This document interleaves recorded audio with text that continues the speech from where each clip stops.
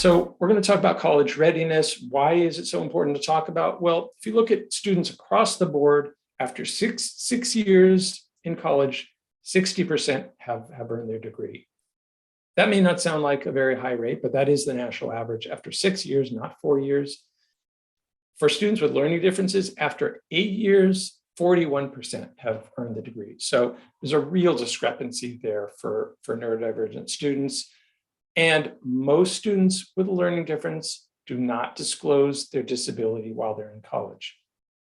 Obviously, you can't get help for something you haven't disclosed. You can't get accommodations for a disability you haven't reported.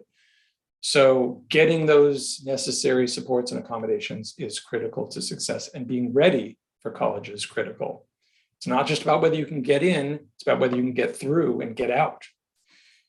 So if your student is already in high school, and I know some of your kids may be younger, but if they're in high school and they're taking challenging courses, honors, accelerated, IB, AP, dual enrollment, and they're getting A's or B's, they're doing well in challenging courses, probably they can handle college level academics, the rigor of college level coursework.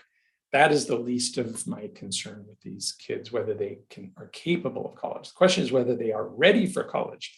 Can they handle independence? Have they been away from home before? Can they manage their time by themselves? We're going to talk in a minute first, what are some of the components of college readiness? But it's not enough to get in, you have to be ready to get through and get out. So what does college readiness mean? Well, I like this definition from Jake Weld of Mansfield Hall, which is that students need to be able to independently figure out if they need help in any area. That's whether they're struggling at class, whether they're struggling emotionally, struggling socially, managing their time, managing their impulses. If they're having challenges and they know that and they can identify that, that's step one. That's the self-awareness. The second is that they reach out for services to get help with and support for those issues, and that they persist even if they have run into obstacles. So even if nobody answered the phone, or the website wasn't working, or somebody didn't return an email, they don't just give up, but they come back and they keep trying until they're successful. And thirdly, that once they've gotten those supports, access those supports, they apply what they've learned.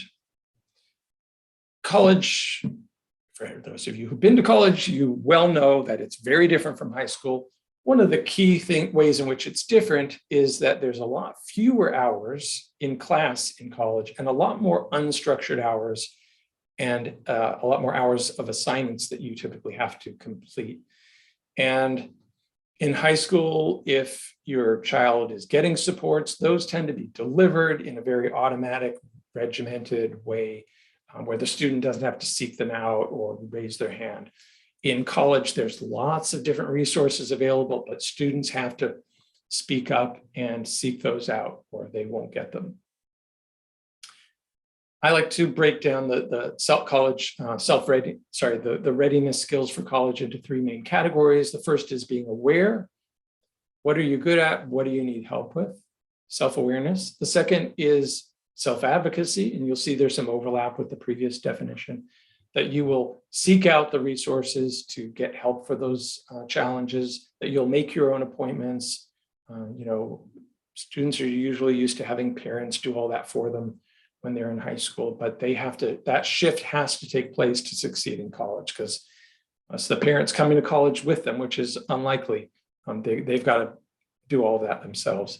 And then they have to manage a lot themselves, their time, their emotional reactions to things, their activities of daily living, sleeping, eating, hygiene.